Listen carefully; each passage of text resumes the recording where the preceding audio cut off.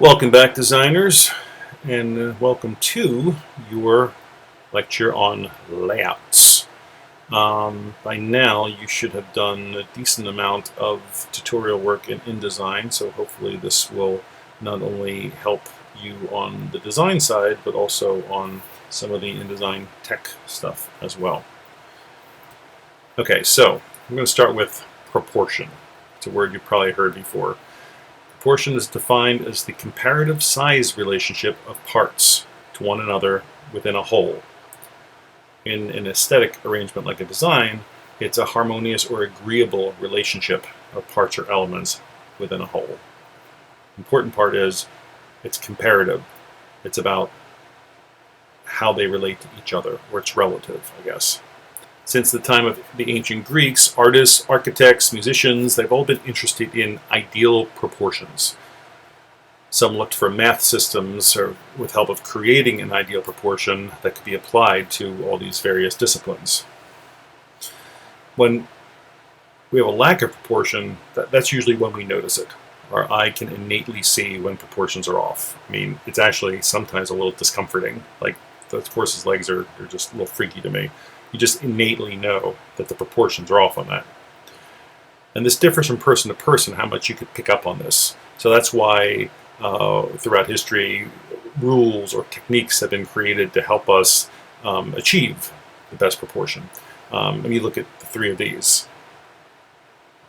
I don't know how many of you, look at the one on the left and the right. Short legs, long legs, if you would notice that if I was not pointing it out or not. I think you would, particularly the one on the left. That looks really funky. But ideal proportions or harmoniously balanced proportions are a key to creating a pleasing form. Relationship is said to be harmonious when a correct or desirable association exists between the elements. And this is only on here because Leonardo da Vinci was all about harmonious relationships. This refers to the correct sizing and distribution of any elements in your design into correct proportions. Good proportion adds harmony and symmetry or balance among the parts of the whole. Okay, so like I said, proportion is usually not noticed until it's out of proportion. Bad proportion, making things exactly equal in half. Good proportion, more in thirds. Not a hard and fast rule. We're looking at the upper left and upper right. It's usually correct. Sometimes things can be bisected and work fine. Like for example, in the lower right-hand corner, those sort of bisected, but what happens is it creates three different shapes and not just two different shapes. So it still is unequal. Unequal is generally more pleasing to the eye than things being completely equal. I don't think everyone knows entirely why that is. It just sort of is.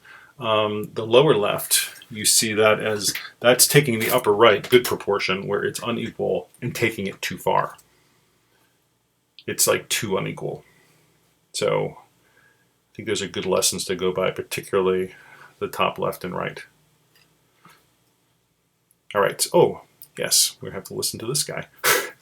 Forgot about him. Most designers prefer to rely on an innate sense of proportion. But like I said before, there are some devices that can aid us in establishing harmony. And this gentleman from YouTube is going to describe one of them.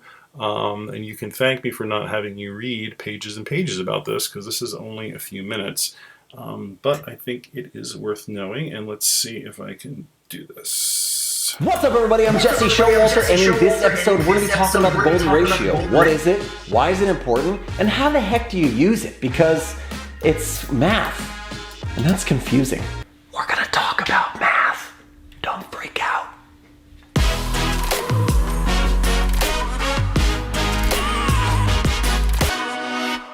The golden ratio is a mathematical equation that's commonly found in nature, but when it's applied to design, it creates really beautiful, proportional, aesthetically pleasing designs. Golden ratio, also known as the golden section or the golden mean or the divine proportion, or in the Greek phi, no joke, that's just what it's called, but it equals a number, and that number is 1.618.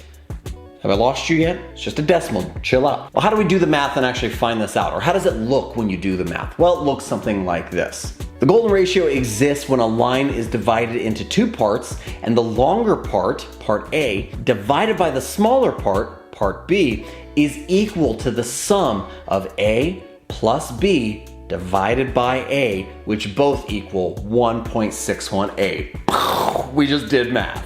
Listen, don't freak out about the math, okay? Don't leave yet, because when you take all that math and you apply it to design, what you're gonna get is really beautiful proportions, like a beautiful rhythm and harmony to your designs that maybe you've never applied before. This type of harmony and proportion has been used for thousands of years in the pyramids of Giza, to the Sistine Chapel, the Mona Lisa, the Pepsi logo, and the Twitter logo. Everybody's using the golden ratio, man.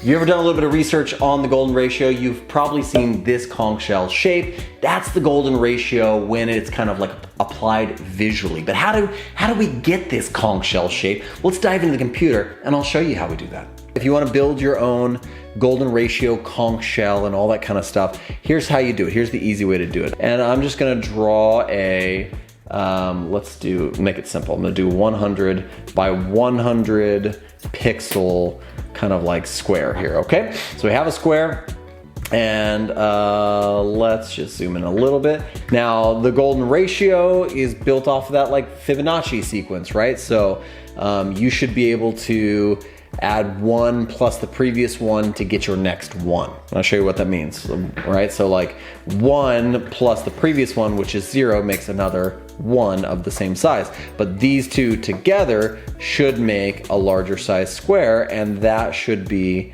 double the size. So we'll just go until it snaps like that, and we will make it slightly darker than the previous one.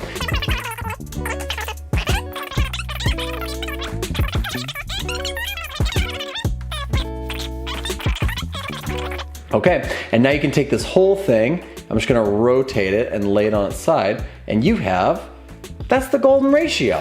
Okay, 5 ways that I use the golden ratio in my design work, and hopefully it'll help you to start implementing it and kind of getting in the groove with the golden ratio. Okay, the first way that I use the golden ratio in my work is through layouts. Take this example of a web project that I have right here, and I want to break it into these 2 columns. But what size do I make these columns? Well, I could guess, or I could just take my 960 and divide it by the golden ratio, 1.618, and I'm gonna get something around 593 pixels.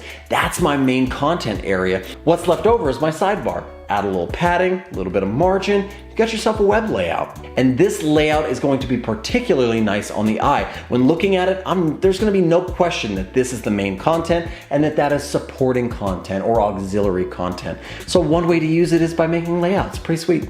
The second way that you can use the golden ratio inside of your work is actually using it inside of your layouts to give spacing to your content contextual to itself. Well, let's say you were mocking up some sort of magazine or some sort of brochure, and you had some main content or some sort of main imagery you wanted to feature, and you had some supporting content like a logo or some contact information.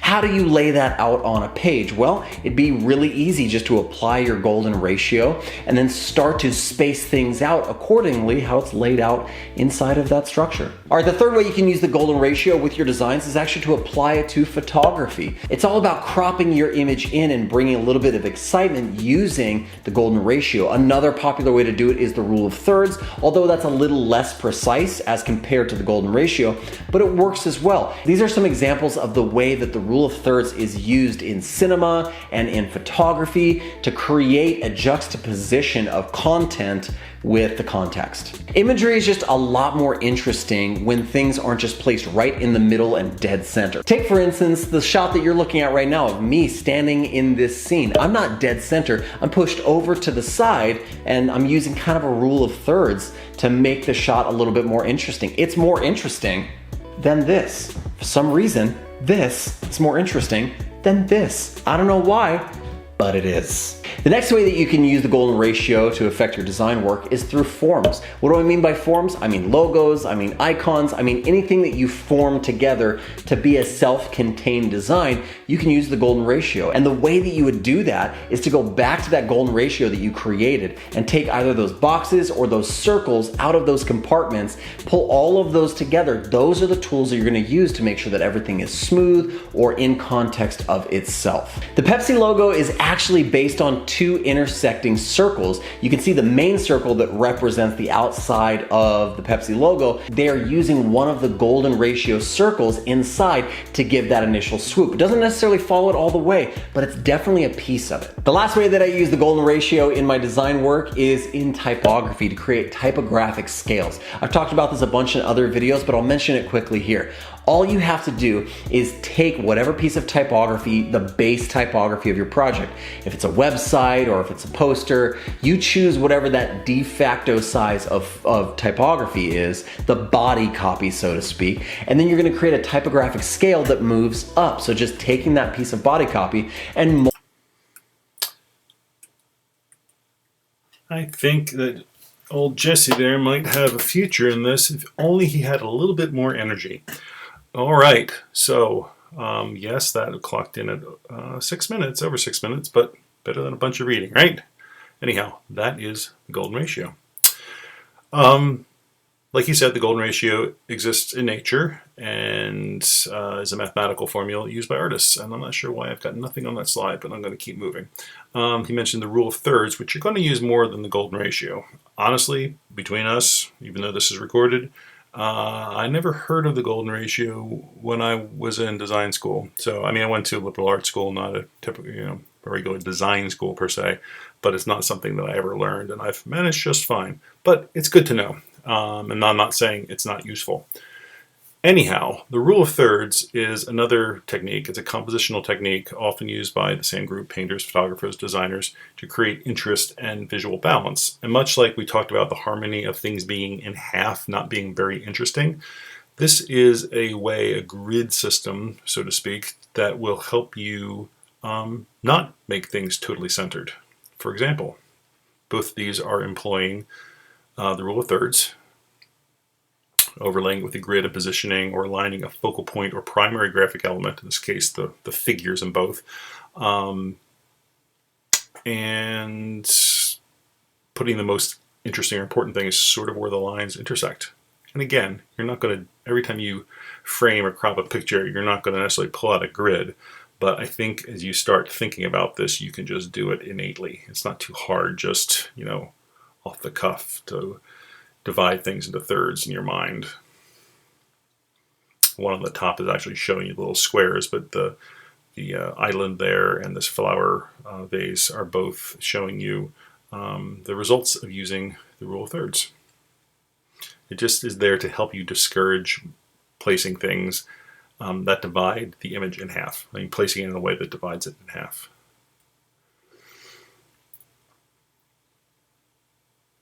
Design harmony is agreement within a composition where the elements are constructed, arranged, and function in relation to one another. You're going to hear that over and over again, in relation to one another. You can't just ignore elements on your page if you don't like them. Everything has to be considered and balanced against one another.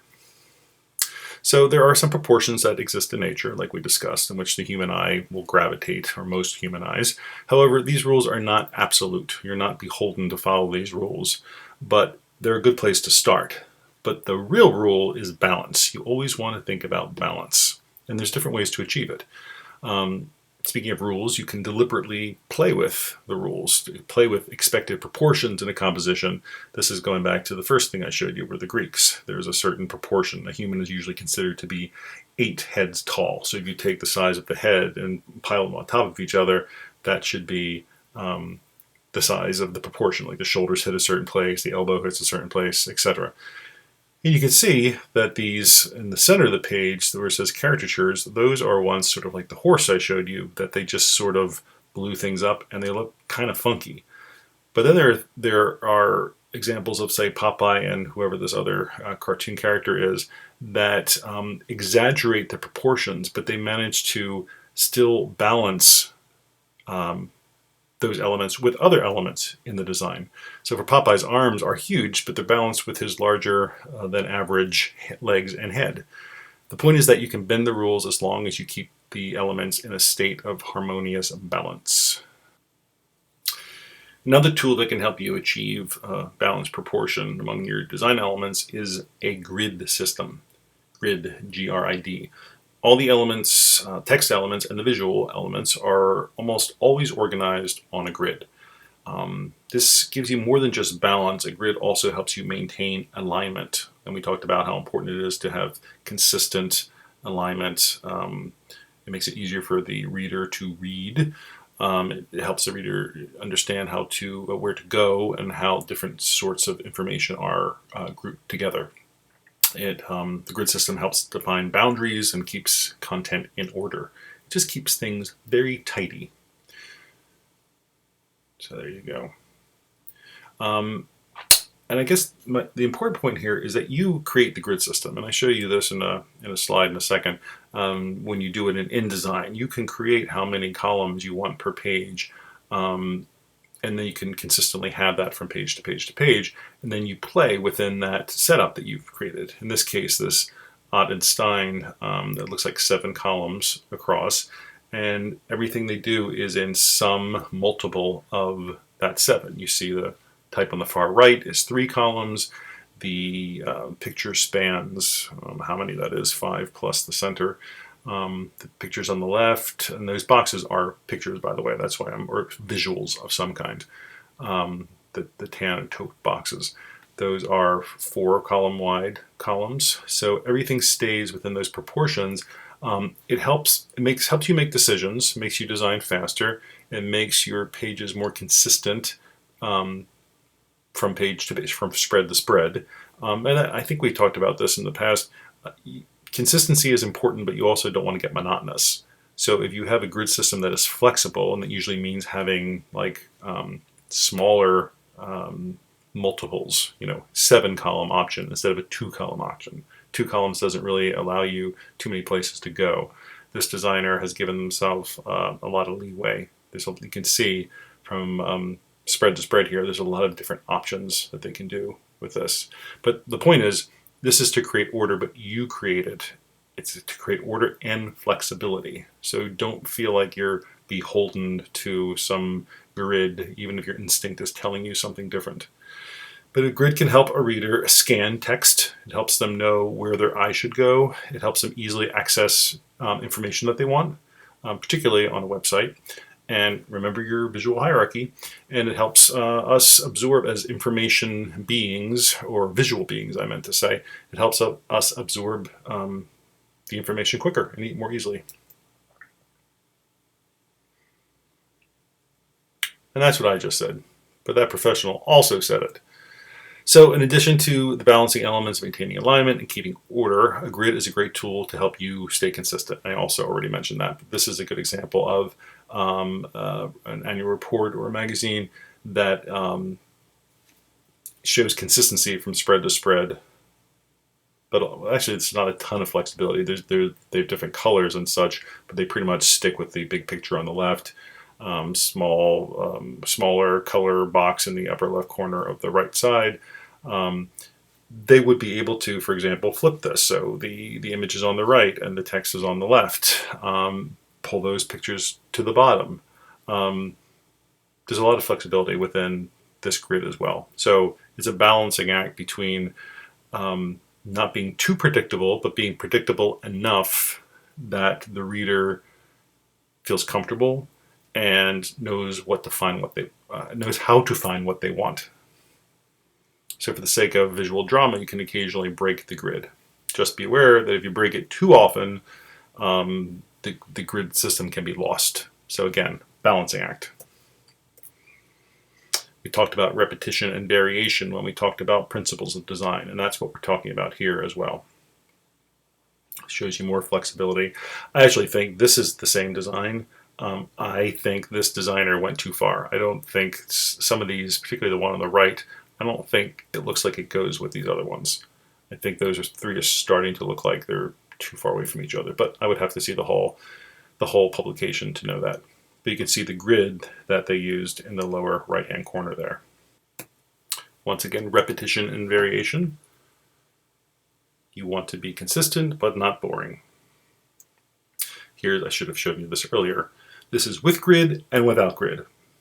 Most people would want to read or be in the world of the lower right-hand side, at least for disseminating information. multiple page formats. I think I've already beat that point. Well, this is a web page, actually. This is not a magazine.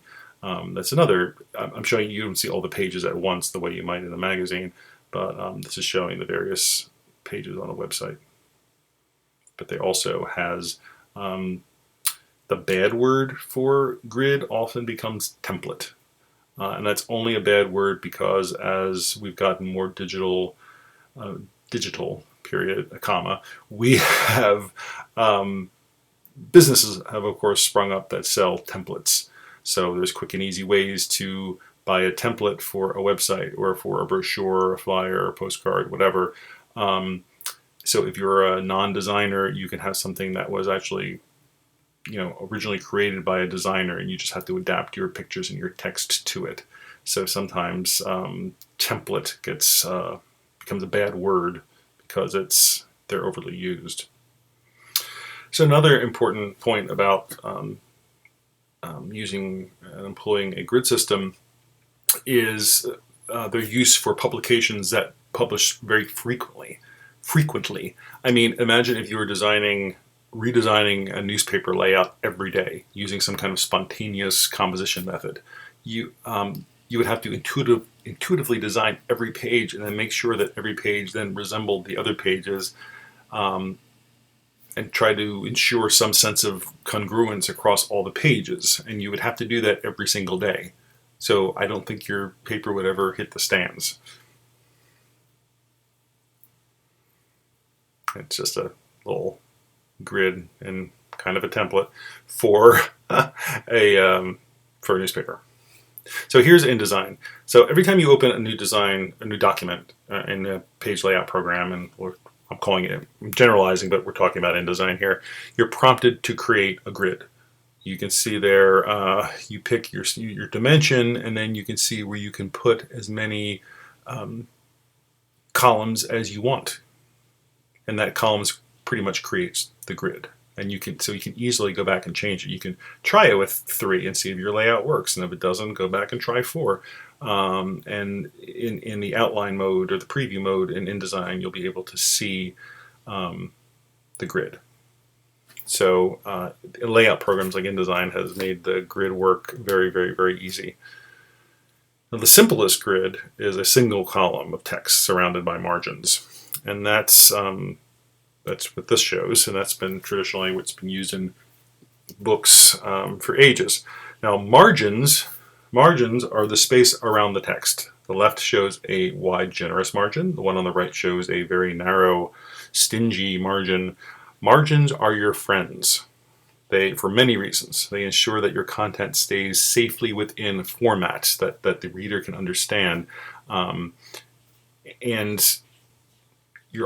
I think you're almost always better off going wider than more narrow. The one on the right I would never show to a client, and sometimes you don't have a choice because there's so much text that you can't give it. That's probably over an inch on each side. On the left, you can't give that much, but something in the middle. Try not to go below 3/8. I always like to start with a half if I can. There's other ways that you can finagle your type, like slightly smaller size, or more condense, or more tracking, or less leading, rather than sacrifice the margin. Because I think that one on the left is just so much more inviting to read. This is a little side note. There were functional considerations for margins way back when, which include accommodating, and this is a word I'd never heard before, marginalia, or notations, which we see on the detail on the right. So it allowed a place where you could write notes, which is also known as marginalia. Also a place where your thumbs go when you hold a book, so that you can hold it and read and not block what you're reading. So functional consideration from way back in the illuminated manuscript days. So a single column grid is the most basic structure historically. It's often called a manuscript grid, FYI. It has been the most popular for novels and just historically the most popular, FYI. Now, books and magazines are designed as spreads because think about it: when you hold it, you're always holding it with two hands, and you're looking at two pages. Except for the first and last page, you're looking at two pages, always at the same time. So a spread, which is two pages together, is the unit of measurement when it comes to a magazine or book. Now keep this in mind because I'm not sure where this lecture is falling in our process for your final project, but one of the things you're doing in the final project is creating a magazine ad for your rebrand, for your company's rebrand. And so keep in mind it's to be a spread, 11 by 17 or so, not an individual page. Now, InDesign assumes that the inside margins are the same on both the left and right pages, which yields a symmetrical mirror image spread like this one, where you can see the one on the left and then it just flipped the one on the right. So the wider margin are touching each other and then the lesser margins are on the outside, as opposed to something like this where it is not a mirror image. This is asymmetrical. So this is the same exact grid from page to page, which is also valid. Either one of them works depending on what you like, what you think works best for your project. Now text can occupy a single column or it can occupy or span several columns, as can the pictures. That went a little fast, didn't it? Just look at that again. There's a single column and there are several columns. All right, we want to have to go fix that. The more columns you create, the more flexible your grid becomes. I think I mentioned that. And also note that not every space in your page, in your grid, has to be filled up. Remember, positive and negative space. One on the left is a good example of there's not a lot going on there, but it's balanced, and it's all that quote empty space, that negative space, is part of the design. All right, and here is a layout checklist. Things to think about when you are laying anything out, particularly an ad in InDesign. First of all, what format are you doing? Is it a printed piece like this invitation, or is it a series of web banners that create a GIF? Or might it be a big, giant, whopping billboard like this? So those are the formats, and then what size within those. And we don't have to go into that. That's definitely something to consider right off the top. And these are in no particular order. Here we show what different kinds of text should be included. So you'll get a piece of paper that will basically just have the text on one page, and it's just a Word document. And they'll say this is a caption, this might be a subhead, this is a pull-out quote. And so you have to figure out what needs to go on your page, and then which element is the most important to least important, and then how are you going to portray that? How are you going to, what methods are you going to adopt in order to use that hierarchical information to create your layout? So part of it is figuring out what kind of text to get all your, it's like get all your ingredients out in front of you, and then you can just see them all together. What part of the text needs emphasizing? Obviously, the word Helvetica is the most important thing on here, which we know because it's slanted and white and large, and has the most contrast with the background. And see, I've been paying attention in these classes. It's all about visual hierarchy. So obviously, that is the title of this, and that needs to be the most important thing. So that needed emphasizing. And this, the giant 15%, need emphasizing. And here, the headline need emphasizing, so it's larger and it's in two colors. Wow. Whoops, that messes up all the time. This is the third time I've re-recorded this because I'm just going to say it. Photography or illustrations or both. You have to make a decision about that because my visual was not all that. Anyway, I'm going to go on. How many colors can you use? That could be maybe their brand is a few colors and the client is insisting on that. Or maybe you're doing, I mean, this is not as common today because printing has gotten so much cheaper since the digital printing age. But in the old days, the more colors you use, the more expensive something would be. Because sometimes you would say, well, you have to do that in two colors. And we'll get to that when we get to printing. Is there a particular style? This sort of retro movie style? I mean, this movie is from the 90s, I believe, perhaps the late 80s. but it's done in a style from the 50s. Who's your target audience? Obviously, these bright colors and this kind of asymmetrical, kind of funky layout is targeting a much younger audience. I doubt this is for grandparents. This is for young people. So who's your audience? And I think that is my last one. Okay, so those are just a little helpful thing I put together for things for you to think about, practical things. And that's the end of this lecture. Sorry it went on a little longer than they usually do. And I will see you, quote, see you in class soon. Bye.